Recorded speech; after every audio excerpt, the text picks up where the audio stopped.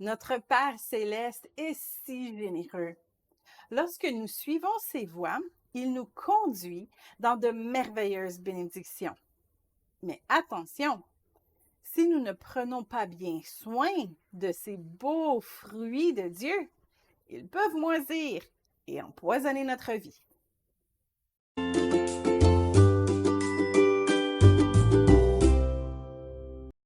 La Bible est un livre d'instructions qui nous montre la bonne voie à suivre, non seulement pour honorer Dieu, mais aussi pour marcher dans sa bénédiction. On ne fait pas sa volonté dans le but d'obtenir ses récompenses, mais on obtient toutes sortes de bénédictions parce que Dieu nous conduit dans la voie du succès par amour. Donc oui, parfois on obtient ce qu'on désire parce qu'on a suivi les préceptes de Dieu.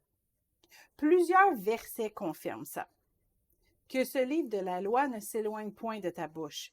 Médite-le jour et nuit pour agir fidèlement selon tout ce qui est écrit. Car c'est alors que tu auras du succès dans tes entreprises, c'est alors que tu réussiras. Josué 1, 8.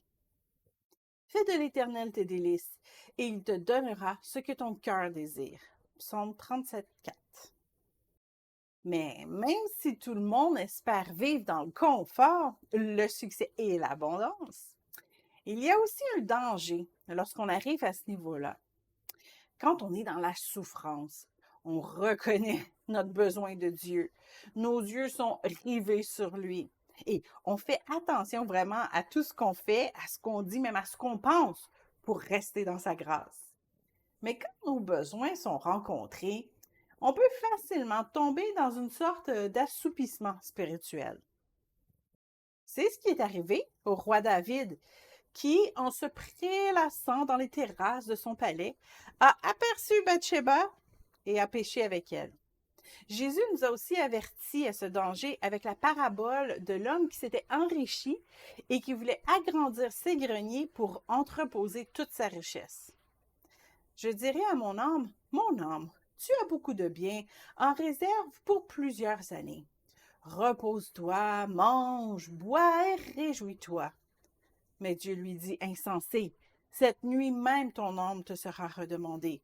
Et ce que tu as préparé, pour qui cela sera-t-il? Luc 12, 19 et 20.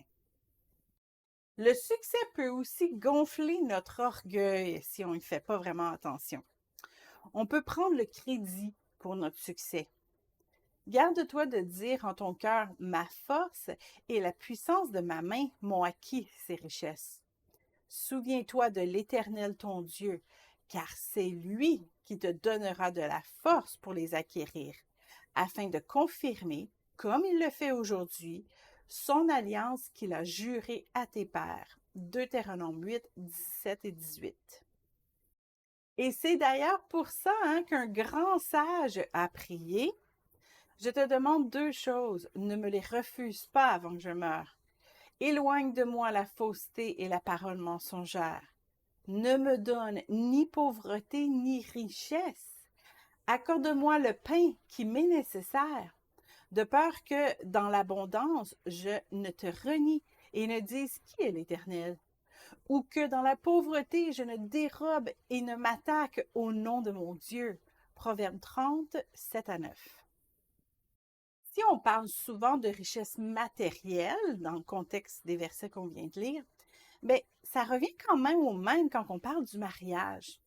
En marchant dans les voies de Dieu, sans faire de compromis, on va rencontrer une personne selon le cœur de Dieu et on va pouvoir nous marier. C'est la grande bénédiction qu'espèrent recevoir évidemment plusieurs célibataires chrétiens. Mais cette grande bénédiction peut devenir dangereuse si on en prend le crédit. Ah, c'est en faisant ça ou ça que j'ai trouvé mon époux. Oui, c'est vrai, on a des pas à faire, mais il faut que les pas qu'on fasse soient ceux que Dieu nous a dit de faire. Donc, si on obtient cette bénédiction, c'est pas par nos œuvres, mais c'est par la grâce de Dieu. Il faut donc se préparer à donner cette bonne réponse lorsque les gens nous demanderont ce qu'on a fait pour rencontrer notre partenaire. Et, comme c'est le cas pour l'obtention des richesses, il faut aussi se préparer à ne pas tomber dans l'endormissement spirituel une fois qu'on va être marié.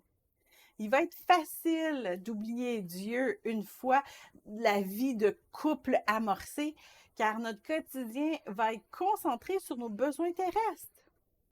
Pour éviter que notre future bénédiction devienne notre mort spirituelle, il faut se préparer tout de suite à maintenir notre relation avec Dieu en gardant notre foi active tous les jours par la prière, l'étude de la parole et le service dans notre assemblée.